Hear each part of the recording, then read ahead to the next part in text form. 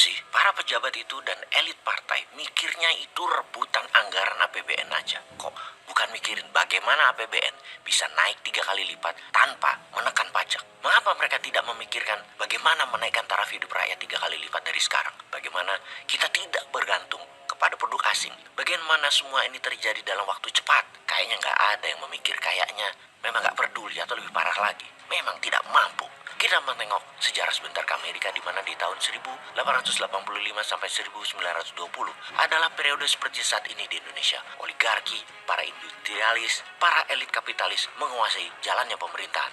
Mereka berpatokan bukan kepada siapa pemimpin Amerika yang terbaik, namun semua presiden harus punya kwitansi pada mereka. Jadi para kapitalis elitis ini punya kendali atas jalannya kebijakan yang pastinya selalu berpihak pada kepentingan pengusaha elit. Kapitalis elitis ini selalu berpihak kepada siapa yang menang dan mau menerima kwitansi dari mereka, bukan siapa yang terbaik, bukan siapa yang membawa kebenaran. Kalau kita andaikan saat ini GDP negara kita adalah 1,1 triliun dolar atau 16.000 triliun rupiah, yang mana yang 2.500 triliun adalah APBN, yang 13.500 triliun rupiah adalah swasta. Dari 13.500 triliun tadi, oligar dan kapitalis elitis menguasai 10.000 triliun rupiah. UKM dan buruh yang 99 populasi rebutan yang 3.500 triliun rupiah.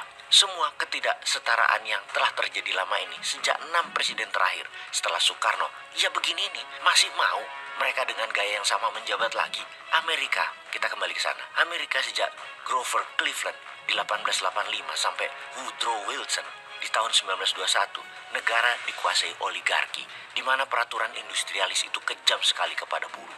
Misalnya, hanya libur 1 tahun 1 kali, yaitu pada 4th of July. Kerjanya pun 9 jam, tanpa jaminan kesehatan, tanpa jaminan keselamatan kerja. Amerika terlihat maju. Yang kaya nambah kaya, namun kemiskinan di mana-mana kala itu. Semua akhirnya dirusak oleh Warren Harding, presiden Amerika berikutnya, menggantikan Woodrow Wilson, yang dirinya mungkin bukan presiden Amerika yang terbaik, bahkan mungkin yang terkorup, namun dia menghancurkan banyak kebijakan yang pro-elit sehingga terus membawa masalah ekonomi di Amerika hingga puncaknya di tahun 1929, Black Monday, runtuhnya Wall Street yang baru di-recover sejak FDR atau Franklin Delano Roosevelt berkuasa di tahun 1933 yang memulai program New Deal yang memprint money 100 billion US dollar untuk membangun UKM, infrastruktur, dan industri di Amerika. Fakta menarik, selama 1885 hingga 1920-an, kekayaan elit Amerika adalah 90% GDP Amerika. UKM hanya 5%, APBN hanya 5%. Namun sejak 1930-an tersebut, kekayaan oligar sekitar 40-an persen, APBN 30-an persen, dan UKM 30-an persen. Balance sekali negaranya. Yang semua itu diawali dan dirusak oleh Warren Harding Administration. Akankah di tahun 2024 ada tokoh perusak itu di Indonesia agar elit kapitalis, APBN, UKM, dan buruh rata semua? Tapi kayaknya ngimpi kali ya. Kita perhatikan calon pilot yang mau balapan di tahun 2024. Mana perkataan mereka yang mengatakan strategi meningkatkan kesejahteraan hingga 3 kali lipat itu dari saat ini? Mana perkataan mereka bagaimana membuat Indonesia menjadi independen energi, independen pangan, tidak bergantung dana asing? Mana? Kok kalian nggak tanya sih mereka? Atau jangan-jangan mereka nggak tahu juga? Kumaha engke wae lah, yang penting joget-joget dulu, tiktokan, IG-an yang membuat banyak viewer dan like. Mumpung jabat, pakai sarana Pemda dan sarana negara buat kumpulin massa dan melakukan prakampanye. Plus pakai uang Pemda dan uang negara, undang wartawan sebanyak-banyaknya dan diekspos. Gini deh, kita yang ingatkan mereka aja deh, biar nanti waktu mereka jabat nggak ngeles-ngeles cari alasan, karena beda apa yang diomongin di kampanye, beda dengan apa yang didapatkan rakyat. Kita mulai dari data demografi. Demografi Tiongkok, usia rata-rata saat ini adalah 36 tahun. Di tahun 2027 diperkirakan rata-rata usia penduduk Tiongkok adalah 49 tahun. Di tahun 2100 diperkirakan penduduk Tiongkok yang saat ini 1,4 miliar jiwa diperkirakan hanya 1 miliar saja. Susut dan tua di atas 55 tahun rata-ratanya. Amerika saat ini rata-rata penduduknya adalah 39 tahun. Di tahun 2070 Amerika diperkirakan 50 tahunan rata-rata usia penduduk Amerika, seperti di Eropa Barat saat ini, usianya di atas 40-an. Artinya apa? Mengapa kebijakan mereka, negara Eropa Barat, Amerika juga Kanada, memudahkan imigrasi masuk ke Amerika, masuk ke negara mereka, untuk menambah warga negara mereka dari negara lain yang dicari yang muda-muda dan agar beranak pinak di negara Barat itu? agar usia rata-rata negara mereka selalu muda. Itu prinsipnya. Usia muda, usia dinamis, lincah.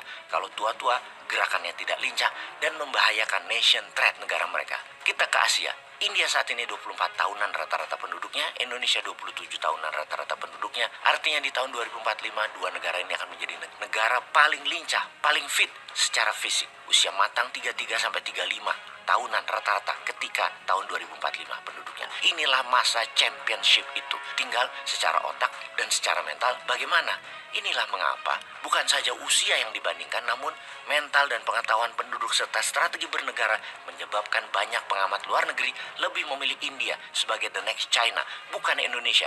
Karena bukan faktor demografi, namun faktor mental, pengetahuan dan strategi bernegara India lebih world class dibanding Indonesia. Ini kurang ajar. Ini bikin panas sesungguhnya. Yang panas hati dan semangat ya hanya yang nasionalis sih. Kalau yang mendukung sekarang belum tentu. Bahkan sebagai oposisi pun mereka hanya panas doang, gak ada solusinya juga. Nah inilah ngeledeknya Bosman ya. Tapi ini wake up call. Kita bahas data pengamat ekonomi tentang India terlepas dari keterampilan manajemen mereka, di mana ada 78 CEO perusahaan multinasional adalah diaspora India, keturunan India. Kita ke Alutsista, buatan India, alat perang. India memiliki pesawat tempur buatan mereka, Hak Tejas, dan kapal induk Vikran, dan memiliki lisensi Sukhoi Su-30. Dan semua itu sudah lebih dari 272 pesawat jet tempur tersebut dibuat di dalam negeri India. Sekarang ke keuangan. Secara neraca perdagangan, India dan Amerika adalah 10 kali neraca perdagangan Indonesia dengan Amerika. India dengan Tiongkok neraca perdagangannya 2 kali neraca perdagangannya Indonesia dengan Tiongkok. Jadi piye Jal, supaya Indonesia jadi negara superpower di tahun 2045? Wes mulai paham?